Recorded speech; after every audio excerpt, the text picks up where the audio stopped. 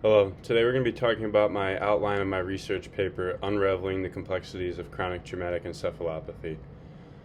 Beginning this paper, we're going to be talking about chronic traumatic encephalopathy and how it is a neurodegenerative disease that exhibits a distinct pattern of neuropathological changes associated with repetitive head trauma, leading to an increased risk of long-term memory and cognitive issues. We'll begin by talking about chronic traumatic encephalopathy and how it is a tauopathy associated with repetitive brain traumas that has become inextricably linked to conversations about sport-related concussions and mild traumatic brain injuries.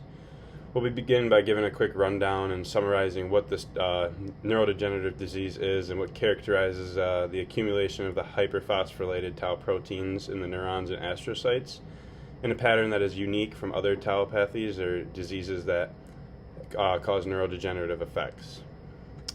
We will next jump into the causes of chronic traumatic encephalopathy, and it usually has to do with sports-related injuries from repeated head traumas in sports like American football, soccer, boxing, wrestling, anything that involves traumatic blows to the head that are repetitive and occur more than once, and maybe more than once a day, sometimes every other day, stuff like that.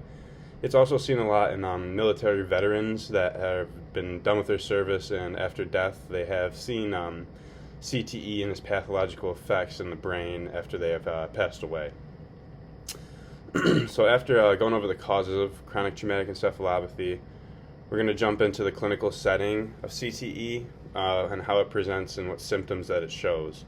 So CTE presents with a variety of symptoms, including changes in behavior, cognition, and motor symptoms like impulsivity, paranoia, rage behaviors, headaches, memory deficits, impaired attention, dysphagia, dysarrhythmia, and coordination problems.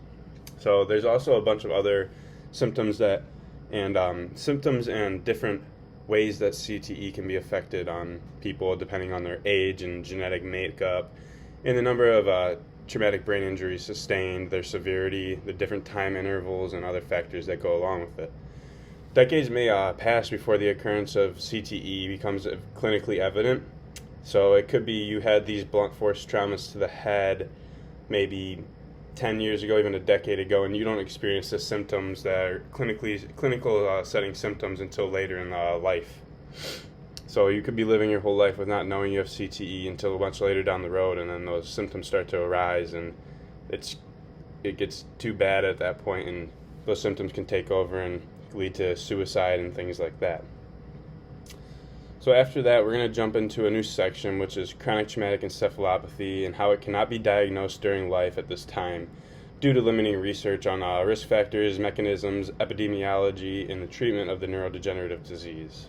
So we'll begin this section by talking about the diagnosis of chronic traumatic encephalopathy and how it is only possible post-mortem, because as of now, we lack the validated in vivo biomarkers that can accurately detect and differentiate CTE from other neurological disorders such as Alzheimer's disease and frontotemporal dementia.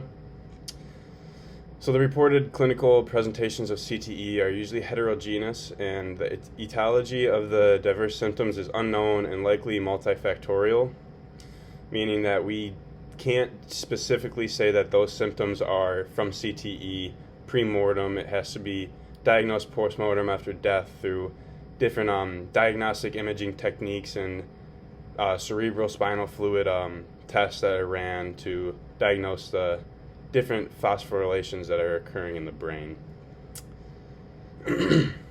So after discussing that, we're going to move on to the history, taxonomy, neuroimaging techniques, fluid biomarkers, and existing criteria that can lead to future advances in medicine for the diagnosis of this disease, CTE. So while CTE remains a histological diagnosis, identification of radiographic signs and correlates of disease severity remains a high priority. The identification of fluid biomarkers from blood or cerebrospinal fluid is under active investigation for premorbid diagnosis of CTE. We also see that tau PET imaging is a nuclear medicine using functional imaging techniques that detect gamma rays emitted from the radio-labeled tracers injected into the body, holding promise for early detection of underlying CTE pathology. We also see that MRI imaging is also used to evaluate structural changes from chronic traumatic brain injuries and hopefully leading to early diagnosis of CTE. We also can use the use of diffusion tensor imaging to assess white matter integrity and how it has become a popular tool for assisting in the diagnosis of CTE. We can also check out blood oxygenated level dependent MRIs, which can detect changes in the oxygenation of hemoglobin while correlating to brain function during specific tasks. Then the identification of fluid biomarkers is a very promising technique that is being discovered, where we use the fluid biomarkers from blood or cerebrospinal fluid, and it is under active investigation for premorbid diagnosis.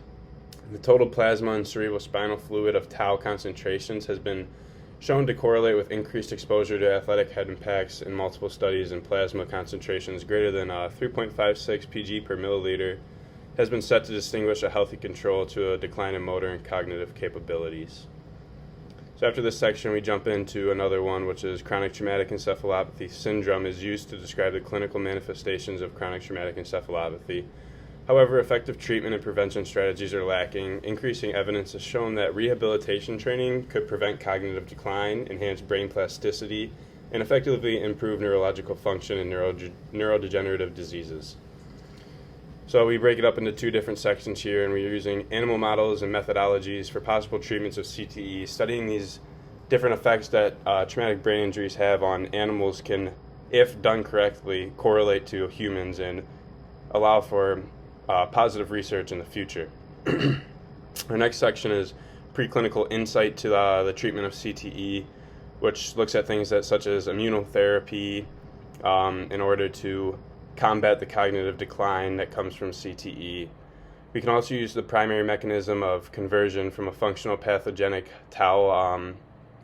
Functional pathogenic tau protein is hyperphosphorylated, and it occurs in more than 8 sites. So we can examine that and see how we can stop the decline of, or stop this hyperphosphorylation using kinase inhibitors.